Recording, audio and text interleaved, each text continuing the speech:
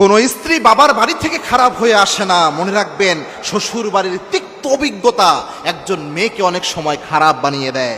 একটা মেয়ে যখন বাবার বাড়ি থেকে তার শ্বশুর বাড়িতে আসে, স্বাভাবিকভাবে সে চায় তার সর্বোচ্চ ভালো আচরণটা ওই শ্বশুর বাড়িতে দেওয়ার জন্য, কিন্তু শ্বশুর বাড়ির হাজার তিক্ত কথা, তিক্ত অভিজ্ঞতা একটা মেয়ের চরিত্রকে, একটা মেয়ের কথাবার্তা, মেজাজকে একদম নষ্ট করে দেয়। এজন্য এটা কিন্তু দুই পক্ষেরই দোষ। আমরা অনেক সময় দেখি যে অমুকের ওয়াইফ এটা ভালো না, তার আচরণ ভালো না, কিন্তু এটার জন্য যে কত তিক্ত অভিজ্ঞতা তার রয়েছে এটা হয়তো আমরা চিন্তা করি না। এজন্য আল্লাহর হাবিব সাল্লাল্লাহু আলাইহি ওয়াসাল্লাম বলতেন, তোমরা পরিবারে একজন আরেকজনের উপর ইনসাফ করবা। একজন হাজবেন্ড তার ওয়াইফের উপর ইনসাফ করতে হবে, একজন ওয়াইফ তার হাজবেন্ডের উপর ইনসাফ করবে, একজন শাশুড়ি তার ছেলের বউয়ের উপর ইনসাফ করবে। এরকম কোনো আচরণ করা যাবে না যেটা আরেকজনের জন্য জুলুম হয়। মনে রাখবেন, না জুলমু জুলমাতুন ইয়াউমাল কিয়ামা, আপনি জুলুম করলে কথার মাধ্যমেও এটার জন্য কিয়ামতে আসামি হয়ে যাবে।